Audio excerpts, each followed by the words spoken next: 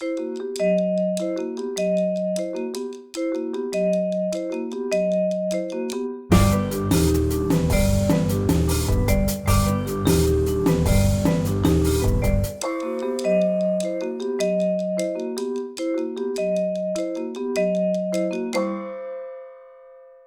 and gentlemen, welcome to New York University, Casa Italiana, Zerilli-Marimò for our final evening in our series Recitar, Cantando.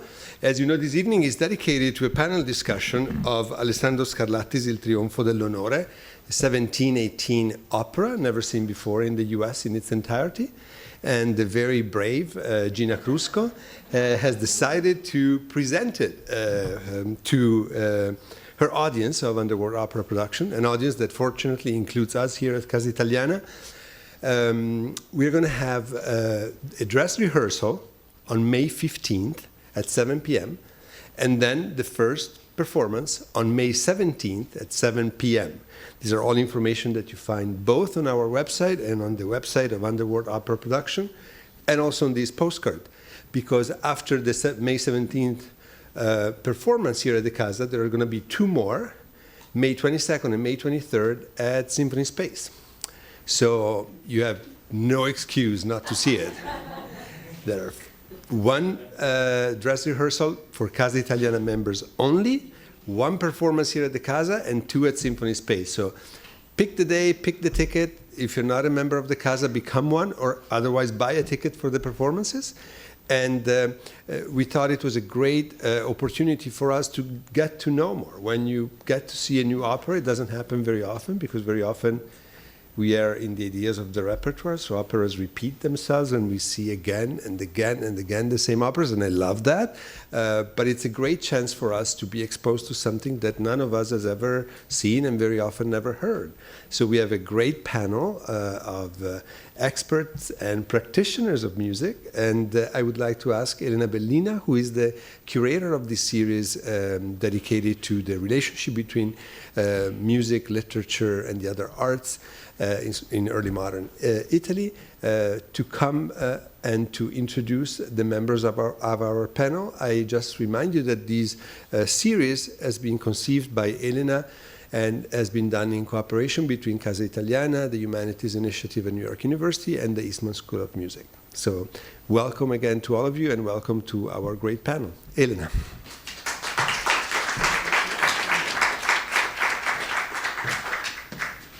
Welcome back, and tonight we have 4 speakers and singers, right, from the opera company that will be performing some examples for us, while the academics will be discussing all the historical background and Scarlatti. We have Valeria de Lucca, who's an assistant professor of music at the University of Southampton in the UK, and is currently a Jane Morgan Whitney Fellow in the Department of Musical Instruments at the Metropolitan Museum of Arts here in New York. Her work focuses on the circulation of music in early modern culture, systems of opera production between the court and the public theaters, patronage of music with particular regard to women's patronage, and visual aspects of the operatic spectacle. Valeria co-edited a volume on music in Rome in the early 17th century, and she's currently editing a volume on the role of costumes in opera and musical theater, and working on a book project entitled The Politics of Princely Entertainment, which examines the patronage of music and theater of the Colonna family during the second half of the 17th century. And then we have Corbett Bazler, who's assistant professor of music at the University of Rochester and assistant professor of musicology at the Eastman School of Music. He specializes in Italian Baroque opera, particularly the operas of Handel and his London contemporaries. He received his PhD from Columbia University, and his research explores the relationship between Handel's late operas, comic spoken theatre, and other forms of British entertainment in mid-18th century London. And then we have Gina Crusco, who is a New York Times praise stage director and the winner of the 2012 Spark Grant, funded in part by the National Endowment for the Arts. Ms. Crusco has served on the voice faculty of the New School University and as a maestro del coro del Teatro Lirico Sperimentale di Spoleto. She founded the Underworld Productions Opera in 2004, and she's been doing a great job in New York since then with her company. She has directed early operas that goes from Gluck's Orfeo to Pergolesi's Liviet and Tracollo, Handel's Apollo and Daphne, updates of mainstream works from Mozart to Donizetti's Don Pasquale, and contemporary premieres.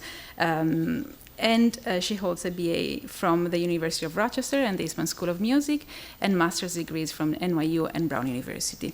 And then we have her music director, Dorian Bandy, who was chosen as one of the Los Angeles Times as one of the 101 remarkable young people, conductor, and he has gained acclaim for his light-hearted mastery over gestures and dramatic development in performances of 18th century opera and orchestral music. His varied background includes Baroque violin studies and fortepiano, and his operatic conducting credits range from Mozart's Don Giovanni and Così fan tutte to lesser-known works by Handel, Haydn, Lully, Purcell, and Rousseau. He's also a violinist by day, and he's in increased demand as an orchestral leader with ensemble across the US and Europe. And he's also plays the violin, and he has funded lots of ensemble all over the world. So tonight we'll have Gina Crusco, Valeria de Lucca, Corbett Bazler, and Dorian Bandy talking about music and talking about Scarlatti. Enjoy the evening, and thank you.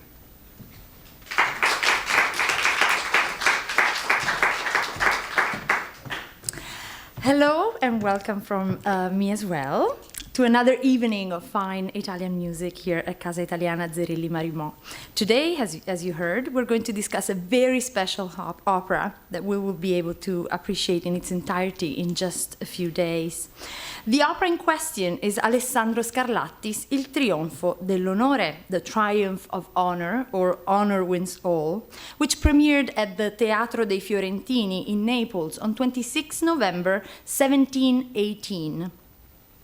Il Trionfo dell'Onore is a remarkable opera for several reasons, and this evening my colleagues and I will have the pleasure to guide you through some of the features that make it such an important work for the history of Italian opera and also such an exciting piece to stage and hear. Alessandro Scarlatti, and we can probably start the presentation now.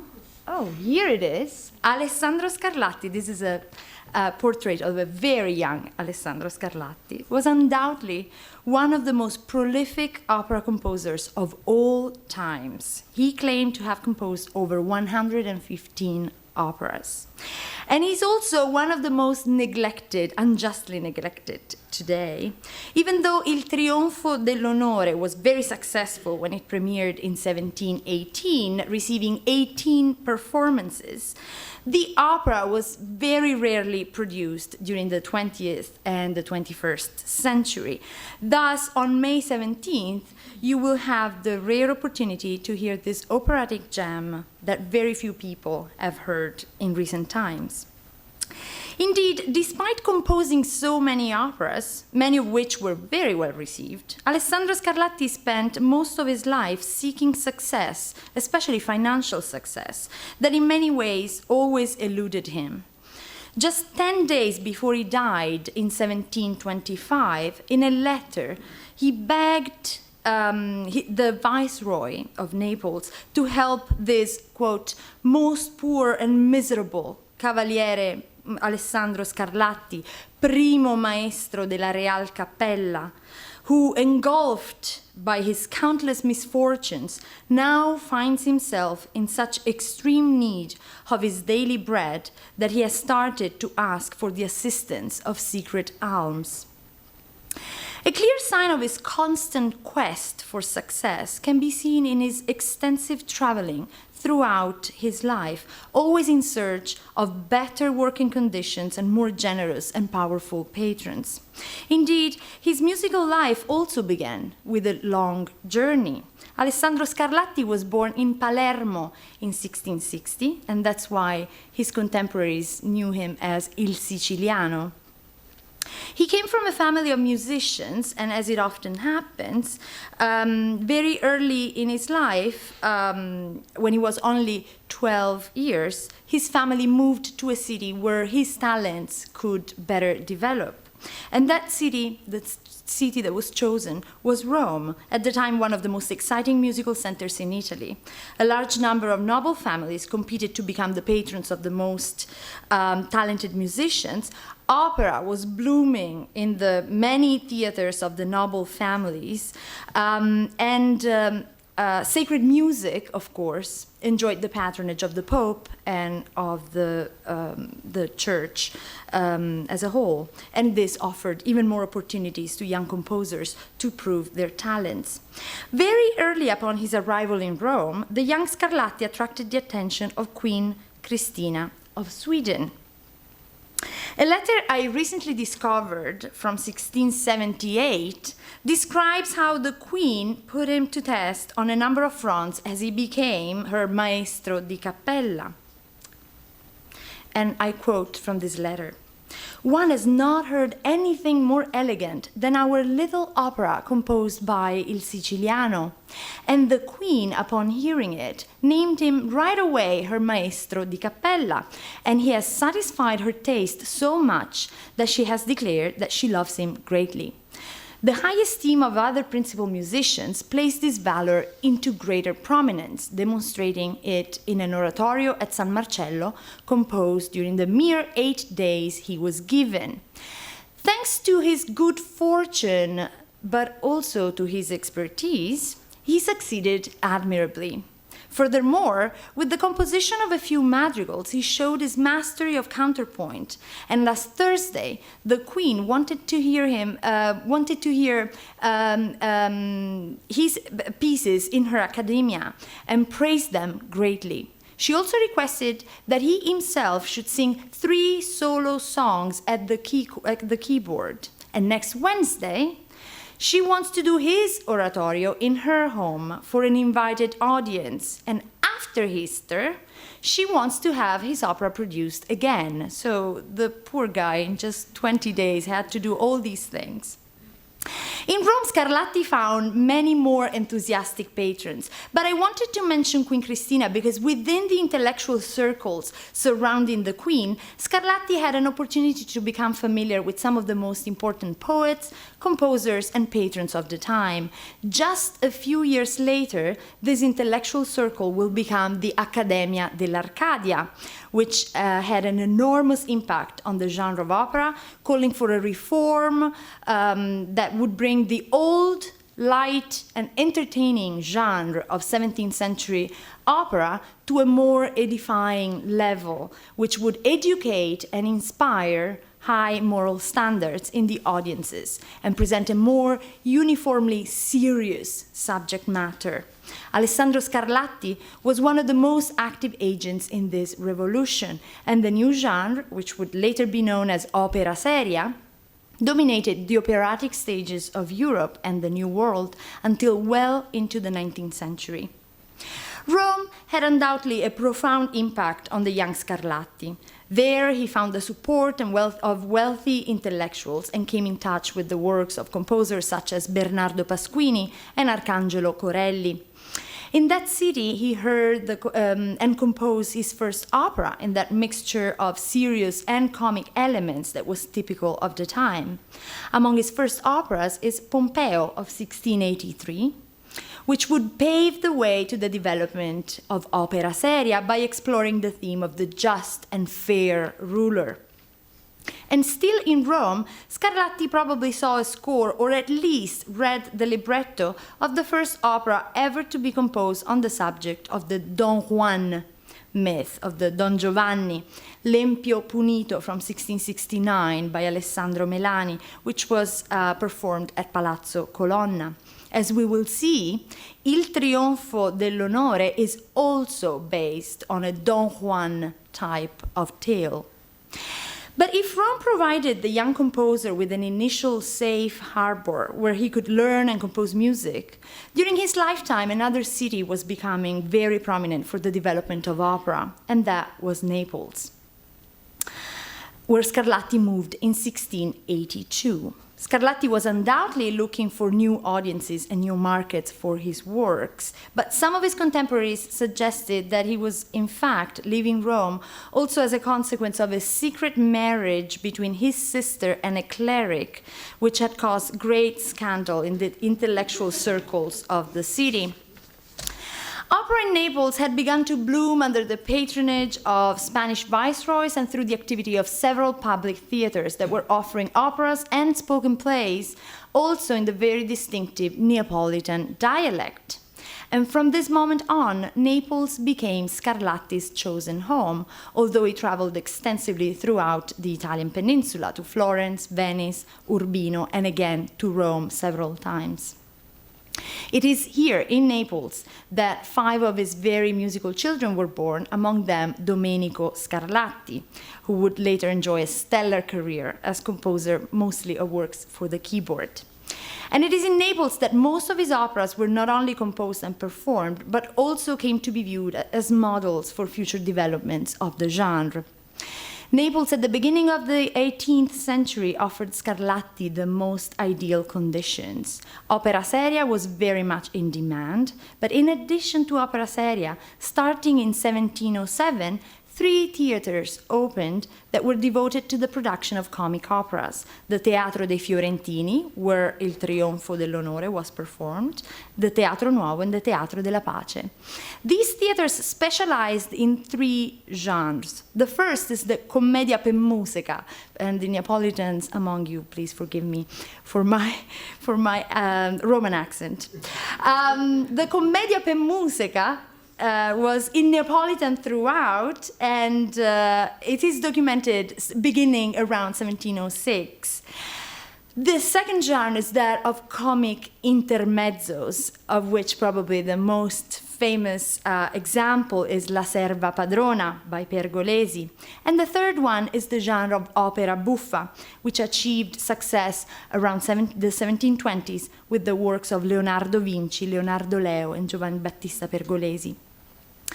To respond to the high demand of operas, singers and musicians were trained in the highly regarded Naples conservatories, and on several occasions Scarlatti was able to act not only as maestro di cappella of the Royal Chapel, but also as impresario and recruiter of these talented performers.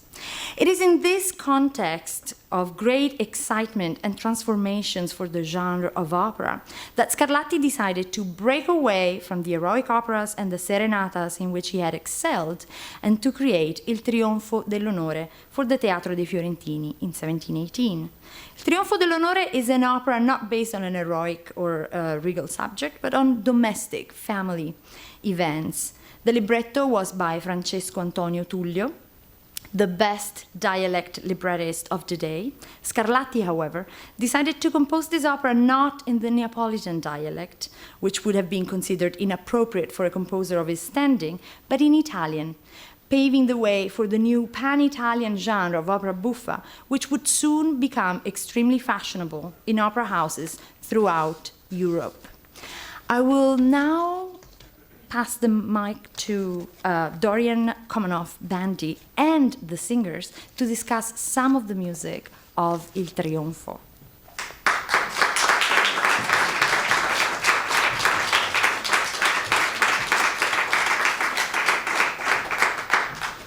Is it possible to get the first image from this? Great. Perfect. So to the musicians and the performers who are facing this page and trying to perform this for the first time in recent history, a number of challenges are clear just from looking at this. What you see on in this image is Scarlatti's handwriting, or the handwriting, I guess, of a copyist, right? Maybe not Scarlatti. We don't actually know. And this is from a recitative. You'll notice very clear text and very clear music in funny clefs. Those of you who can read musical notation can see a variety of different C clefs, clefs that we don't see in modern notation anymore. And we see a bass line with little numbers. Here we see a 6, a 4, 3, and no actual chords written. And it is left to the performers to realize what's on this page and turn it in to performable music. In more mainstream operas like Mozart and post-Mozart, much of this work is done for us, and either realizations were provided by the composers, such as those 19th century masters, or at least traditions in performing them, such as for Mozart, have been clear over the years. However, for music like this, we are largely left to follow whatever historical evidence we can. I'm going to invite Kelli, our soprano, up here to demonstrate one of the first issues that we had to face, which involves the prosodic appoggiatura. This was a very common musical device.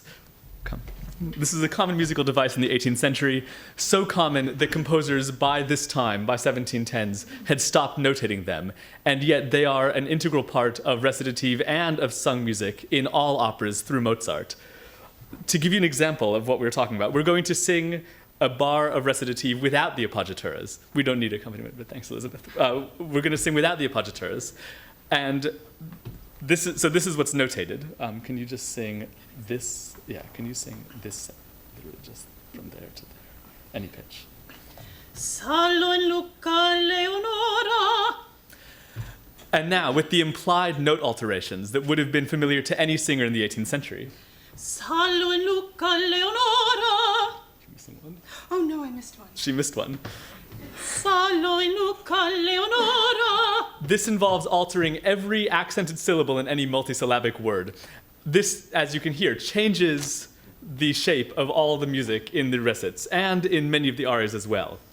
Another challenge facing those who would realize these recits is the keyboard accompaniment. All you see here is one bass line with chords, and the common practice, as it is now, is to play a very polite realization with correct voice leading, where you don't have parallel fifths, parallel octaves, or other unspeakable crimes. But we know from various written evidence, mostly from a man named Tonelli, who wrote down his continuo realizations in the early 1720s, what was actually going on. There were many parallel octaves, many parallel fifths, full chords played 10 notes at a time, all fingers down in both hands, things that modern keyboard accompanists do not do. And we will be, of course, in these performances, trying to replicate this as much as possible. So, come with me now. I'm going to just... Can you all hear me if I escape to the piano? Close the door and then I can... Stephen, can we have you? Oh good, I can sit down. No. Oh, I You're can't gonna stay. sit. Okay. Can we just sing the opening of... Thank you.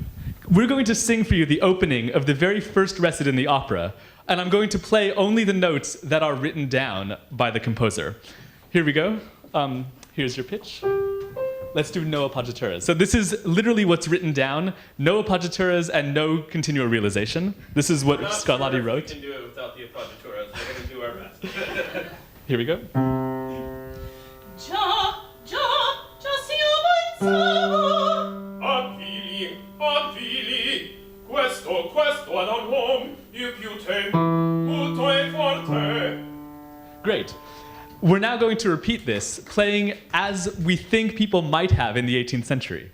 Can you pass this to Gina so that I know? Great, okay. Here we go. Già siamo in salvo. Avvili, questo ad un il più molto e forte. Great, and you get the idea. This alters the sound of the opera immensely. I'm going back to it.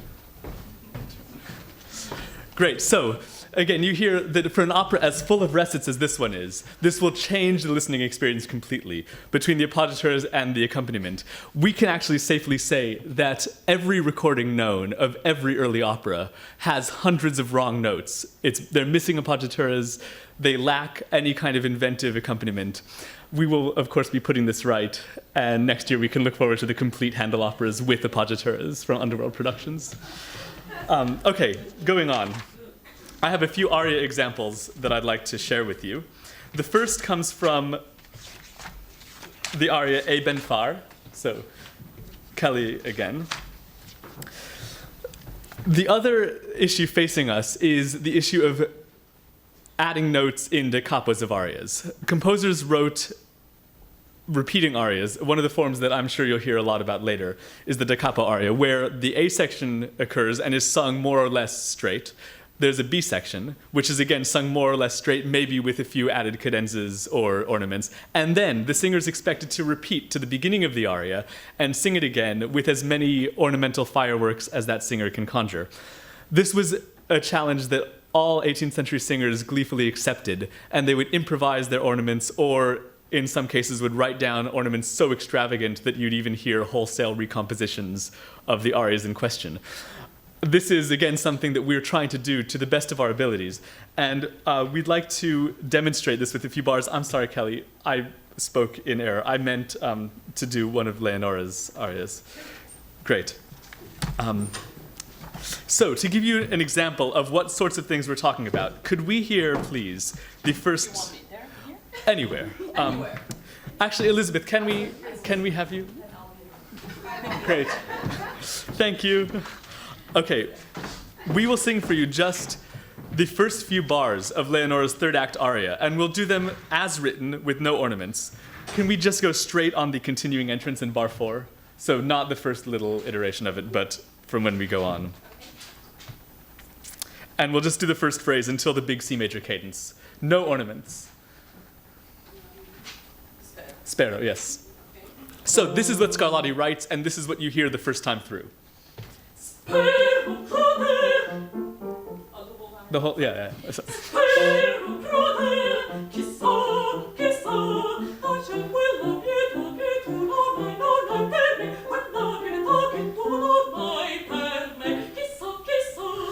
And what Scarlatti would expect, or any composer of the time would expect, to hear upon the repeat, is something that resembles this.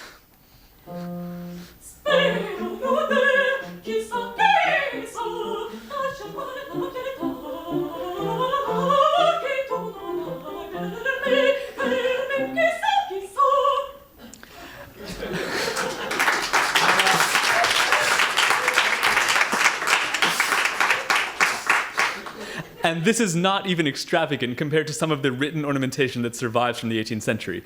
We have literally hundreds of examples of ornamented arias that have survived, written by singers or composers.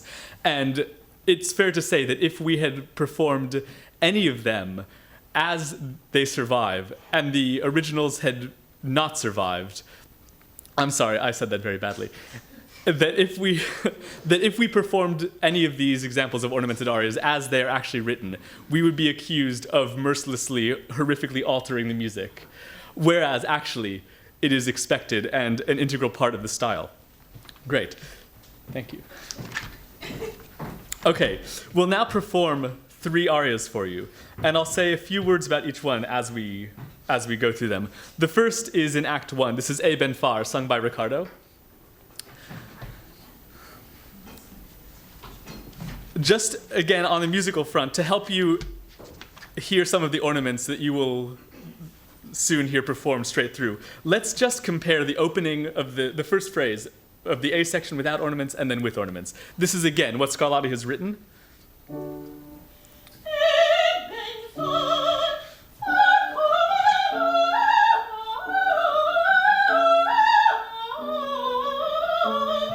Great, and this is what one might expect to hear in a historically informed reconstruction. Can we do it a bit faster?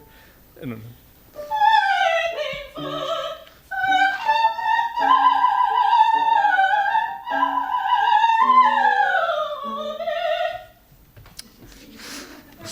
Great, things to listen for in this aria are various elements of text painting that Scarlatti is so good at in this opera. What we hear, the text, first of all, which involves Ricardo saying that he is very much like a bee. He'll pollinate one flower, get sick of it, and then move on to another.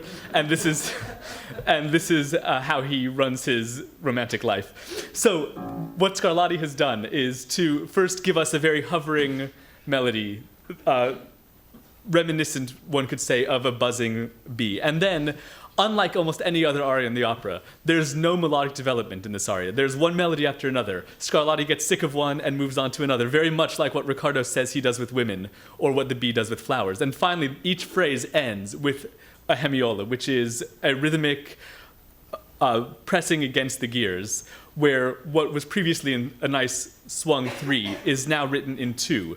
You'll hear this audible clashing, and this is the final sting of the B.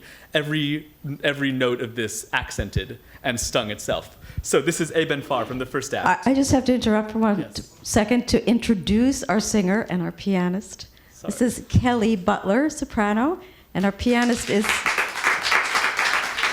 Our pianist, who you will see come out of the closet shortly, is Elizabeth Rogers.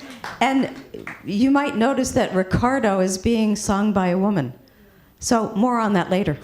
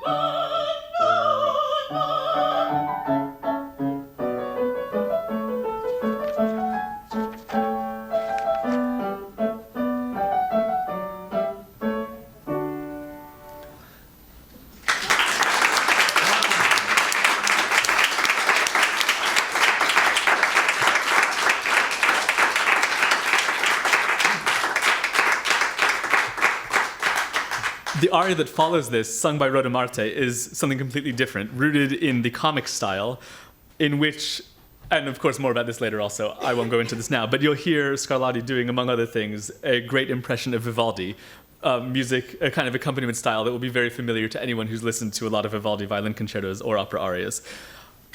This is a formally unique aria in the opera because it's the one instance in the opera where Scarlatti does not repeat to the beginning of the aria. He repeats to halfway through the aria. I don't know if you'll go into this. It could be a subtle jab at the character that he's denied a full repetition of the A section and somehow emasculated. It could mean almost anything, but these are options.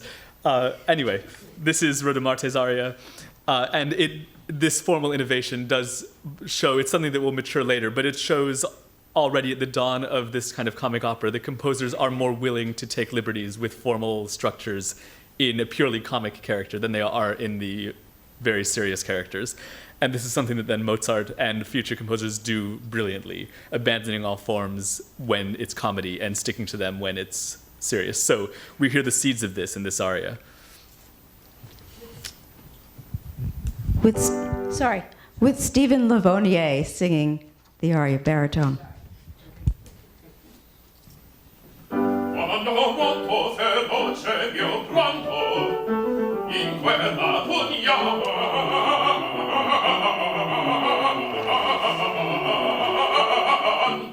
in cielo la terra si pone in scompiglio, in scompiglio, in scompiglio, si colma l'orror, si colma l'orror.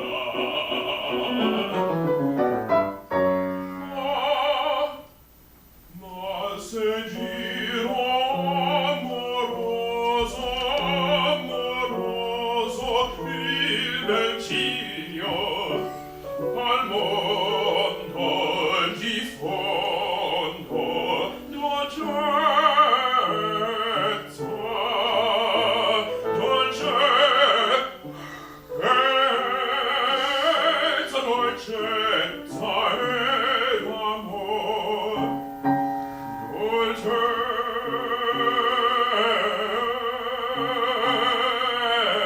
dolcezza ed amor. In me dunque del pari saprezza, nocenza e valor, del pari saprezza, nocenza, nocenza e valor, dolcezza, valor.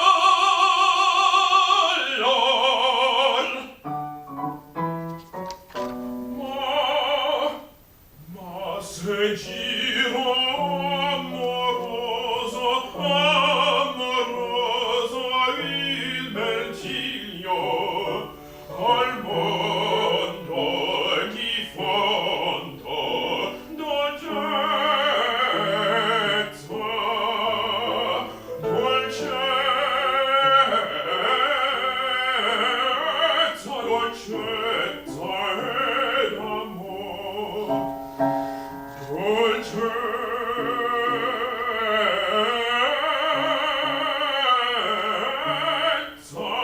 ed amor.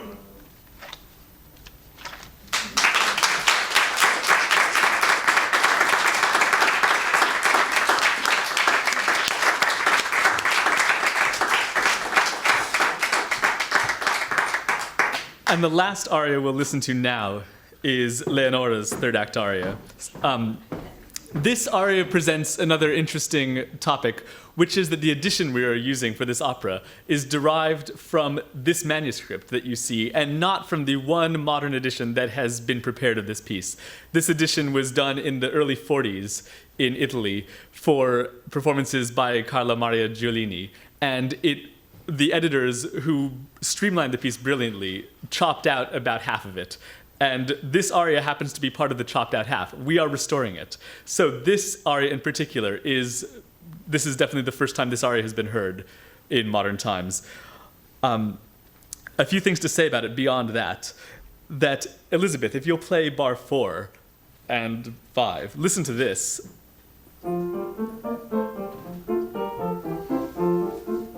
This bass line is something that Handel learned how to do while he was in Italy, and it's something that informs all of Handel's future operas. This is a very common Handelian bass line, and we hear it in Scarlatti earlier than we hear it in Handel. So this is where Handel learned that.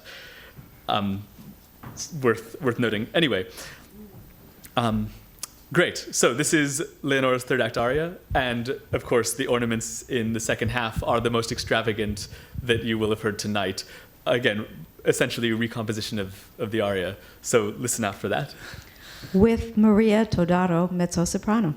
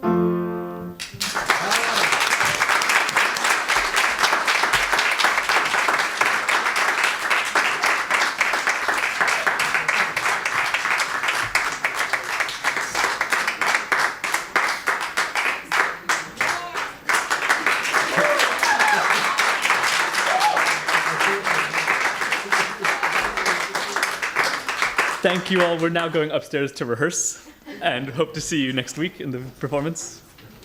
Bravo, Dorian.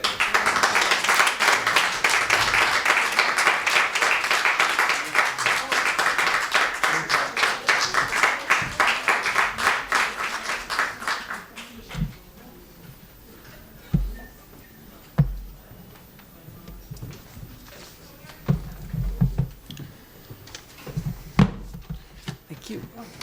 Why not? Okay, we're running a little late on time, but and unfortunately, I'd hoped to have some musical examples, but I think possibly due to time and to the quality of the recording I have, maybe we'll skip it. So I'm going to talk just a little bit about this opera and maybe some of the. I'll do an overview of the plot and maybe go into a couple of the aria texts to get a better understanding of what this opera is about, including two of the texts of the arias that we just heard. So you'll actually now, in retrospect, is this better? Know what you just heard or know what they were singing. The context for comic opera that most of us think about in the 18th century is Mozart. If going back a little farther, some of you might be thinking Pergolesi, the very sophisticated of you, I suppose. The the context for this opera is opera seria. We have to understand that Scarlatti wrote over 100 operas and really only one fully fledged comic opera, Il trionfo dell'onore. And the reasons for this were interesting, but the theater that this premiered in Naples was called the Teatro dei Fiorentini. And for this season, 17-18, 3 operas were commissioned in what they called the Tuscan dialect, in what we now just consider Italian, which is good for me because I can't understand Neapolitan. And in the preface to one of these operas, Il Gemino Amore, the impresario of the theater gave an explanation as to what they were up to. This is a quote from the preface. The comedies of the Little Theatre of the Florentines appear in another guise this year.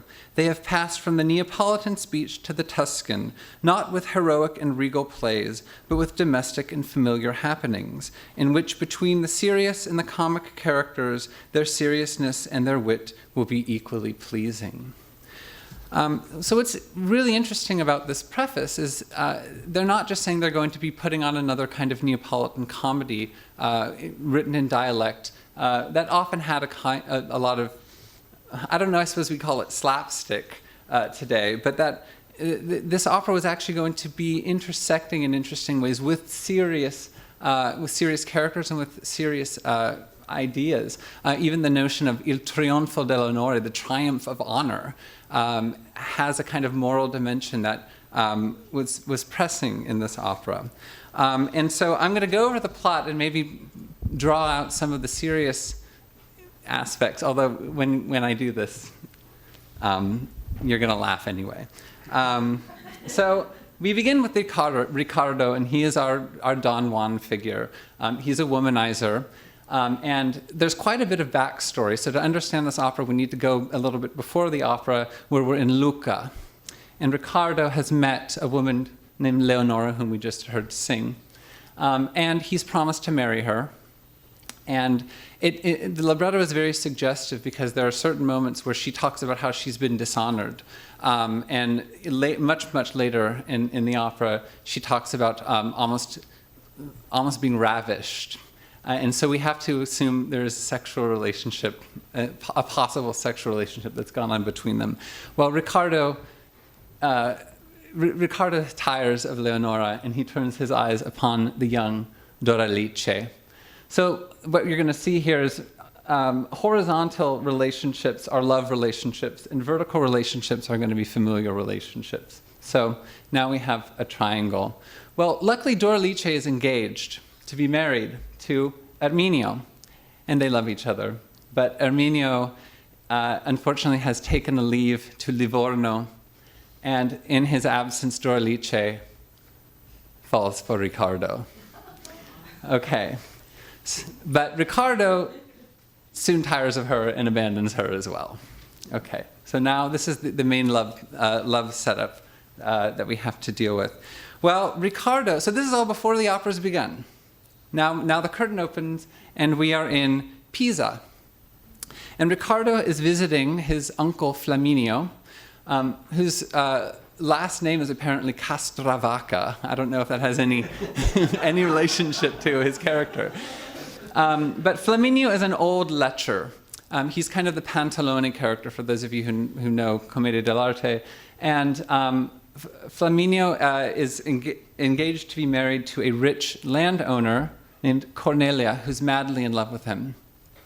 Flaminio, however, and Cornelia, I should add, is Doralice's aunt. Erminio, actually, I forgot to add, is Leonora's brother. So these are all familiar relationships. Flaminio is Ricardo's uncle, Cornelia the aunt. Unfortunately, Flaminio is in love with Cornelia's maid, Rosina. So, which complicates this a little further. And we should also add that Rodimarte, who is a general, a friend of Ricardo, is also in love with Rosina. There's a very brief moment. We could almost tie this because Rosina has a brief moment where she falls in love with Erminio as well. So I didn't have enough arrows and hearts to put up here. The trick to this opera, of course, is we have to sort this out. this imbroglio. And the way we do it is, well, Riccardo has to repent. He has to, and this is very different from the Don Juan story that most of you know, the Mozart story where he's sucked away to hell. Riccardo has to repent and honor his engagement with Leonora. Also the sexual relationship, possibly. I think that might be a controversial thing for me to say in 1718, but we'll say so. So Riccardo and Leonora, Erminio and Doralice, Flaminio and Cornelia, Rosina and Rorimarte, all in the end, meet up, they reconcile, and there's a quadruple wedding at the end of the opera. So what is serious about this plot? It might not seem like it, but quite a lot. For instance, this notion of a betrayed lover who has been abandoned. This is a plot that it's almost a trope in serious opera before 1718. Partenope, for example, is a great example. The libretto was by Silvio Stampiglia, 1699, in Partenope. Obviously, Partenope is the Queen of Naples, so maybe it's fitting. One of the characters, Rosamira, is abandoned and comes to confront her lover. She comes actually in drag. But another one of Stampiglia's librettos, Il Xerce, of which Handel's Xerce is based upon, also has a similar character, the abandoned lover who comes to confront. Two more operas, that, just from the top of my head, Capeci's Orlando from 1711, and Pioveni's Tamerlano or Bayazet, all also have this character. Even this notion of chains of lovers, if we could go just back even to this, I mean, this is opera seria at its heart. It's comic too, but you always have generals falling in love with wives, and wives falling in love with others, and men falling in love with their mistresses, and this kind of what we might think of as a comic knot is also very much part of opera seria. Even the notion of the lieto fine, the happy ending that has to be tacked on, right? This has to happen, is, you might not think it, but it's a seria convention. It's a convention that comes from the notion that moral order has to be restored. So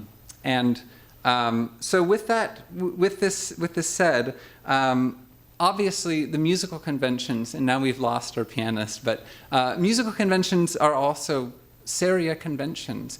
These da capo arias we've heard, the A-B-A section arias, are very much tied to the birth of opera seria, of the drama per musica in the early 18th century, partially because in the drama per musica, singers were in a way the most important aspect of the opera. The da capo aria was for this serious character, this moral, righteous character, to display their moral and righteous voice with as much gusto and verve as they could. And the da capo convention is what assured that.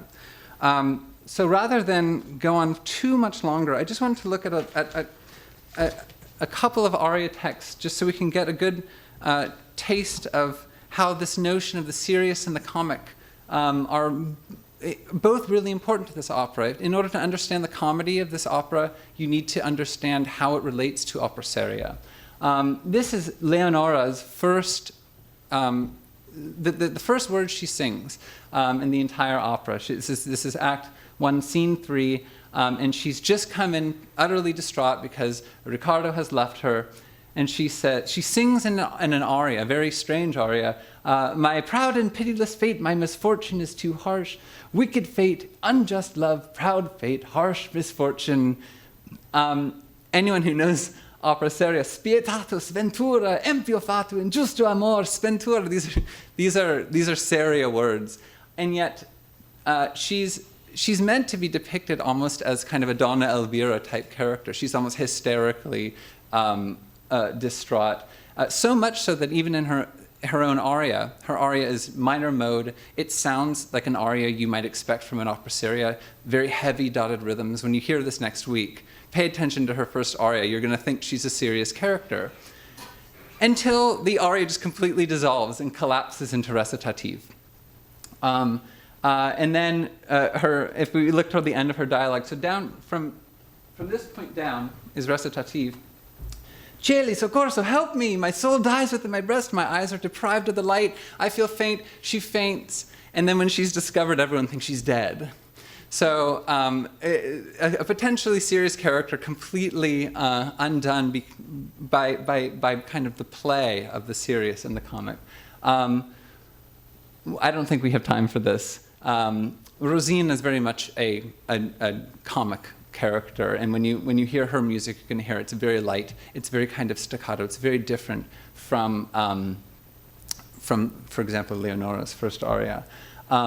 This is one of the arias we just heard Rorimarte play. That's Stephen just sung for us, sang.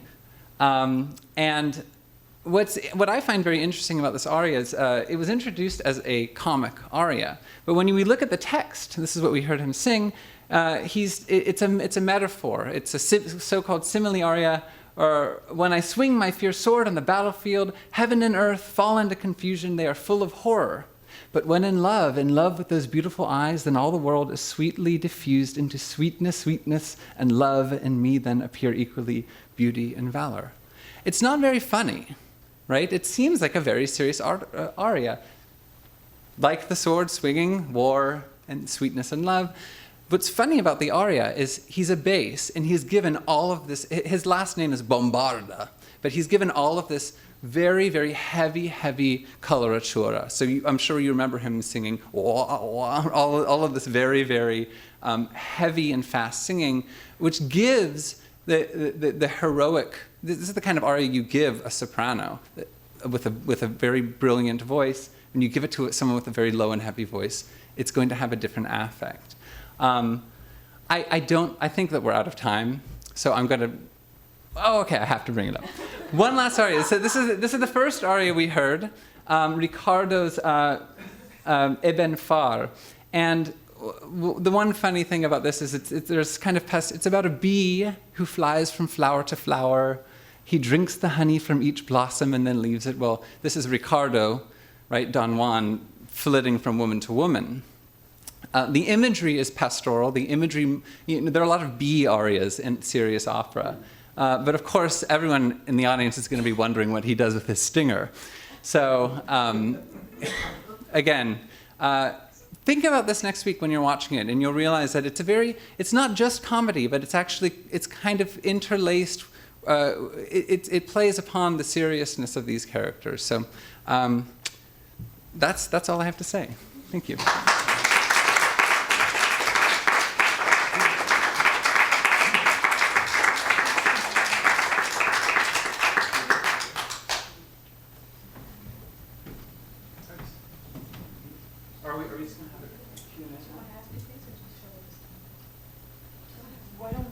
Why don't we ask Gina some questions about the production of the opera? Well, Corbett, why don't we start with what you just mentioned, this generic problem probably in the opera.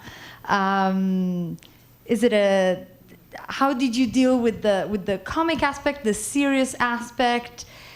And probably you will want to talk about what you actually did in terms of opening some of the cuts that had been done to the score that was previously used for performances of this opera. Why don't we start from here? Right. Yes, I was very enamored by the Carish edition that I found in Lincoln Center Library about 10 years ago, and wanted to perform it immediately as soon as I read through it. But I soon realized when I saw the manuscript, whose segments you had seen projected, how very different the original work is from the Carish edition, and how many riches were abandoned when it was edited down. Although very judicious in many ways, the cuts changed the perception of the opera radically. One thing that you can relate to, because you heard it musically, is in that bee aria. You heard those many repetitions that give the impression of the bee hovering and staying and then moving on. But in the modern edition, bars are excised from those repetitions to eliminate them entirely. So you don't get the hovering image at all musically. So that's one way that the music was, not projected as in its very best way through the edition. Also, the edition tended to give certain characters the same kinds of arias throughout. So, for example, Leonora, who you heard sing that very fierce aria, had been given throughout all three acts only laments to sing. Now, Maria Todaro sings a beautiful lament, that is for sure. But she also sings an amazing aria risoluto, so we really want to hear that. And that gives depth to each character. And that's the way that we get this brilliant interweaving of serious and comic effects. If we only divide the serious characters and the comic characters into certain musical categories, as the modern edition did, we don't get a full character in anyone. But eventually, when you hear the opera, I think you'll hear that the characters each have elements of seriousness and comedy. Every one of the 8 characters share those. So, yeah, there's that great intermixing and a very rapid turnover of scenes, a very fast sort of romp through scene to scene. It's very interesting, that interweaving of dramatic structure. Can I add? Yeah. Just to add, I know that I missed the last 10 or 20 minutes, so I may be repeating, but it should also be noted in the interest of full disclosure, and I know this may be bad for publicity, but still, that actually the order in which we are doing things in this opera, to be honest, is still very truncated and also jumps around a lot. We go from numbers, the musical numbers are all chronologically sequenced. We go from numbers 1 to 4 to 8 to 14 to 39, back to 10. I mean, it is not actually entirely what Scarlatti wrote, and we do have to thank the Carish edition that we've been talking about for giving us the blueprint for this that does, as Gina says, romp through these scenes very quickly and make it so much fun and make it so quick and streamline it as it does.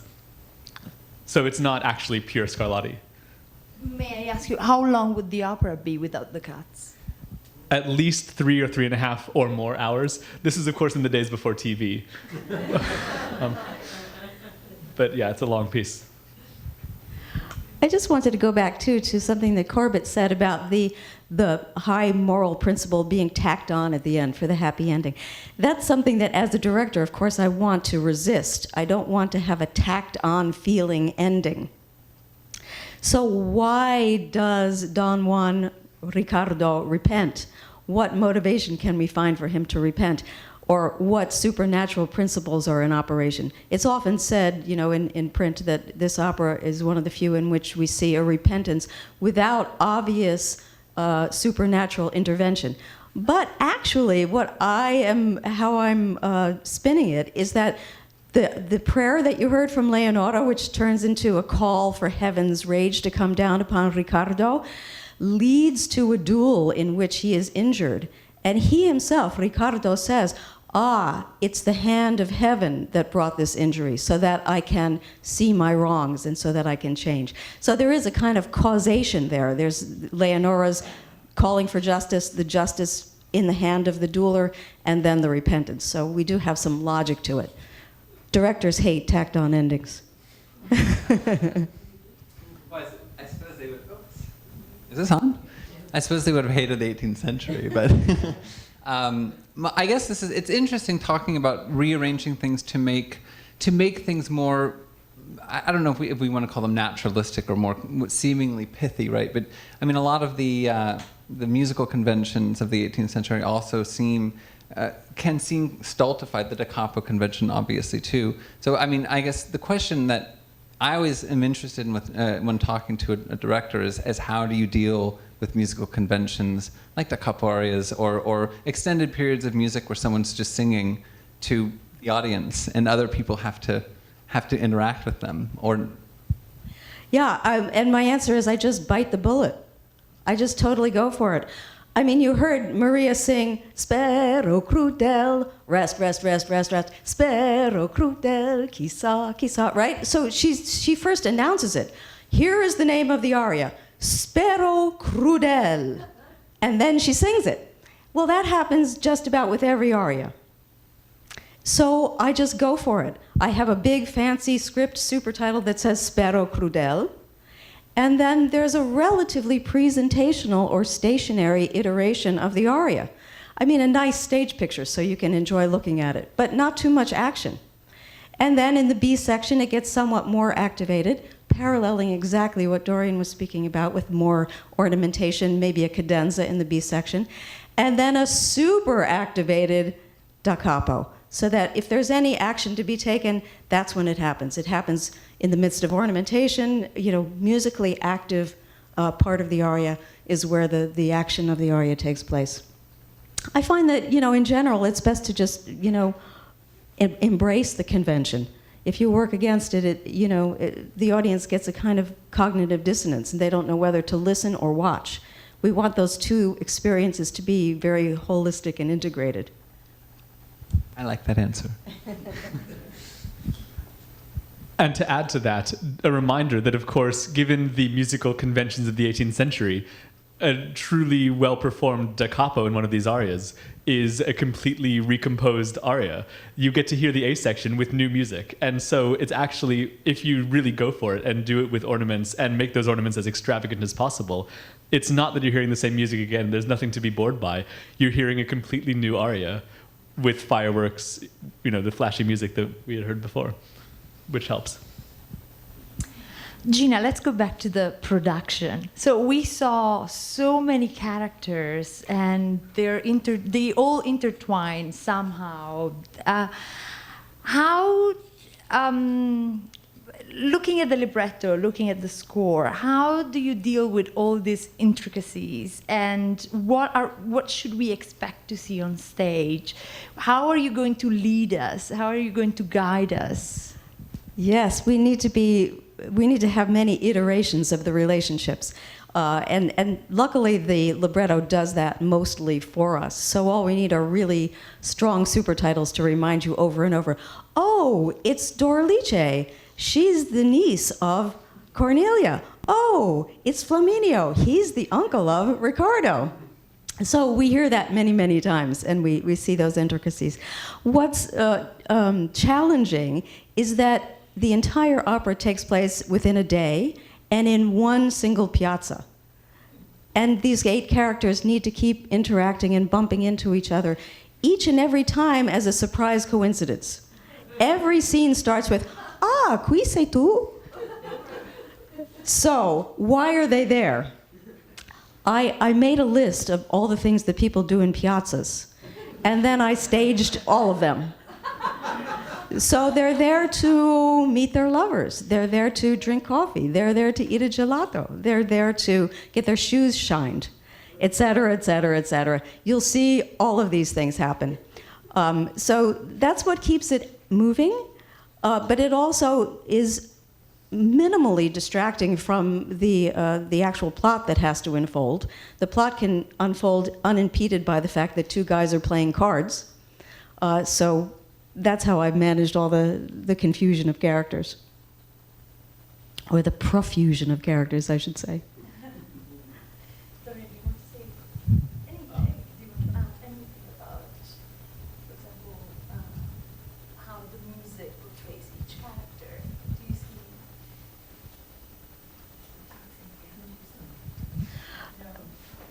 see? I would like to go back to one thing that I promised the audience, if that's okay.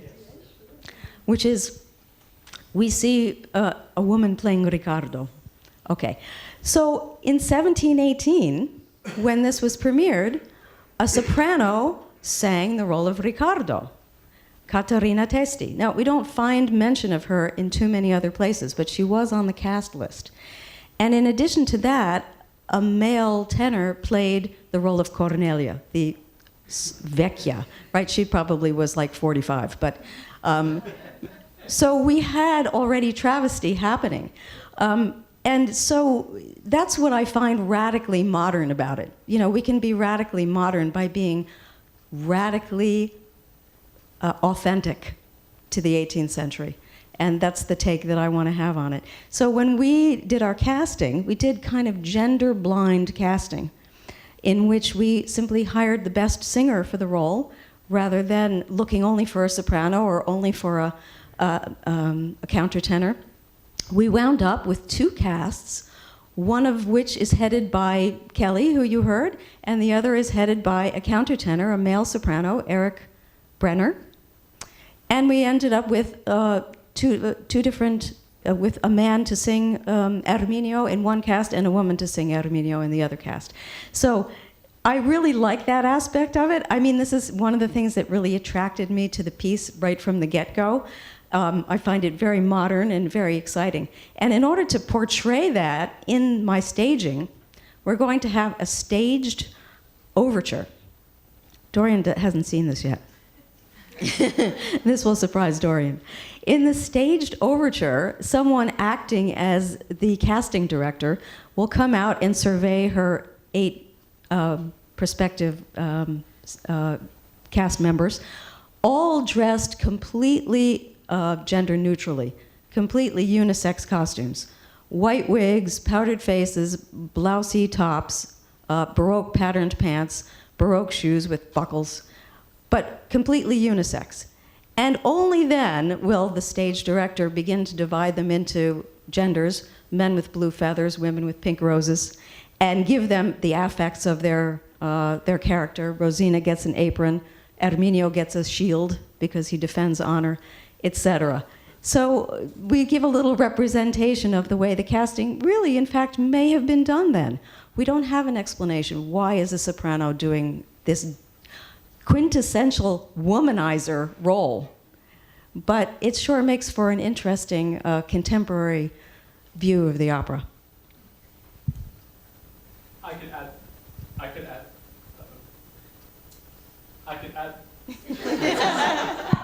I could add to this that in the 18th century there was no preconceived notion about voice type. There was no Fach. There was no such thing as a mezzo-soprano as opposed to a soprano or a coloratura or a lyric soprano. Or I actually don't even know what most of these designations mean because I deal exclusively with 18th century music, and this is all very far past that. If you could sing the notes, if you had that range, you were eligible to sing that role. And composers would write music not for voice types, but for specific singers. So ruminations that I guess we won't have answers to now. It's possible that Scarlatti actually knew someone that he wanted to sing Riccardo, and he wrote this role for her. It's possible that because at this time the castrato was the musical superstar, that he wrote this role for a male soprano, failed to hire the male soprano he wanted, and gave it to a woman instead. That's possible. I don't know how likely any of this is. You probably have more to say than I do on this one. But these all affect the casting and the musical decisions that go into writing these characters. Is it time to take questions from the audience? Sure. So if you have any questions, we'll pass you the mic.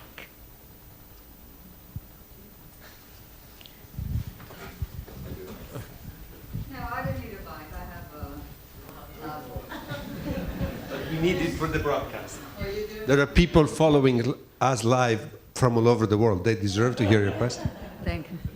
Oh, do we know, like for instance in the Naples Music Conservatory, what kind of a training did the students have for how long to enable them to get up and do all of this pyrotechnic wonderworks when a couple of years ago a very famous soprano now was performing one of the bel canto roles, and she admitted that she used the various fioriture and embellishments from Maria Callas, from Beverly Sills, and obviously stating that she did not have the skills on her own to come up with her own fioritures and embellishments. So how were these singers trained, do we know, to enable them, and from what I read at different performances, to do different embellishments? I think that's absolutely fascinating. Were there composers? What was the skill? I mean, they were often, oh, thank you. Singers would often be chosen, almost chosen, especially in the case of castrato, right? If you sat in on Roger Freitas's lecture in the last part of the series, you'll know a lot more about the castrato than you probably want to know. But you know, they were often chosen 11 possibly 10 years old, because of their voices. And so you have to imagine a singer chosen at 10, trained in nothing but music for 8, 9, 10 years, every single day. Nicola Porpora, a famous singing teacher and composer, used to make his students practice the same page of Fiorituri over and over and over again, or sometimes spend hours and hours just breathing, doing breathing exercises. So I think the amount of training they had was, it not only started much earlier, but they almost had an entire catalog of different ways they could go with their voices. It's a very, I think, different kind of training than singers have now, which is, I think, much more about things like Fach and vocal color and categorizing whether you're, a colorature or soprano, and whether you can go up to a high F or they didn't go up to high Fs in the 18th century. Well, I guess, they did later, but I don't know if you have anything to say. One thing I wanted to add is that they were definitely trained in composition. They could play an instrument, usually a keyboard instrument, and they could all sing. I'm thinking of Antonio Cesti, who was a very prominent composer in the 1650s and 1660s. He was a tenor, and he could play the harpsichord, for example, and the violin. Alessandro Scarlatti, same thing. So you're right, they were trained to do many things that today we do not expect from our singers. And we also have a lot of evidence about what their practicing entailed and what they were actually taught in lessons. And we know that singers, you probably actually know the sources for this, I have them written down somewhere, but we know that singers would practice for no less than 6 or 7 hours a day, every day. And of that time, they would spend 2 entire hours on ornamentation. They would practice scales, they would practice divisions being the 16th, 17th century practice of essentially turning a few long notes into a lot of fast notes. And they would do this for hours and hours. And like any jazz player, if you listen to Oscar Peterson a lot and you start to recognize, oh, that lick sounds like Oscar Peterson, and you can pick them out, you see that every musician who improvises has a set of improvisatory elements that they will plug into anything they play. Their licks. And we can only assume that in the 18th century people had that also. So this may be another explanation, that they didn't improvise new ornaments for every aria. They simply had a vocabulary, and they would be able to use it instantaneously for whatever the musical situation demanded.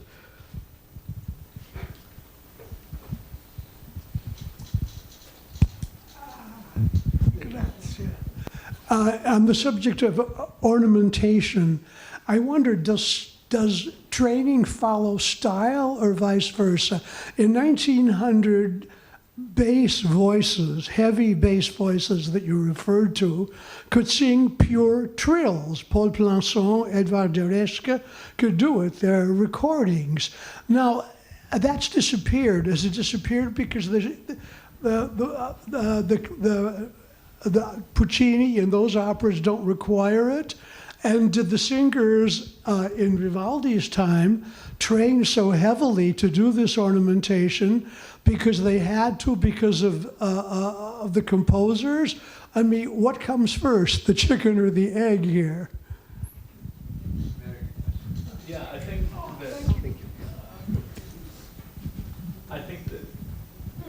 I think that both come simultaneously in many ways. We first of all know that people like Tosi, the great singing teachers of the 18th century, talk about trills for all voices and say things like, vibrato is natural, but one has to be able to tell vibrato from a trill. That if you're vibrating too much, you're essentially trilling on every note. And how can you hope to do a trill otherwise? So this is a big thing that we hear in early 20th century recordings. People vibrated a lot less. And therefore, the tremor of the voice could be used in pointed situations to be a trill. Whereas now, with our you heard it tonight. We have 3 lovely singers that you heard who all vibrated constantly. And they did their best to trill, but not one of them really trilled for you because they're trilling on every note. So that's a partial answer. Do you want to add to that? No, I was just it's hard to know the way people sang in the 18th century, but you're absolutely right. voices tend to be much, much heavier, I think, now than they were at the beginning of the century, so much so that probably if someone from 1850 heard modern opera singers, they'd think that they were just trilling all the time. It's also, sorry. Just to add to what Corbett just said about the voices being so much heavier, this is, of course, due to the demand of very large opera houses. So that's why we were so blessed to do this piece here at Casa in a kind of room how it might have been done. Not necessarily the premiere of this opera, which was in a theater, but in many instances, shorter operas may have been done in homes of royalty, etc. And our other theater is also 180 seats, so it's an intimate experience. It's not a vast hall, and the voices can be scaled accordingly. And this conforms entirely to what we know of 18th century theaters. There are two perfectly preserved 18th century theaters in Europe, one in Drottningholm, Sweden, and one in Český Krumlov in the Czech Republic, and they are both quite small. The stages are very long, but singers, we know from stage drawings and staging manuals and letters of some people even, like Metastasio, singers stood at the front of the stage to deliver their arias right in front of the audience, which was not particularly big. In 18th century theaters, essentially the depth of the audience seating was actually shorter than the depth of the stage. Imagine that. A stage longer than the entire length of the audience seating area. So it's not hard to be heard in a situation like that.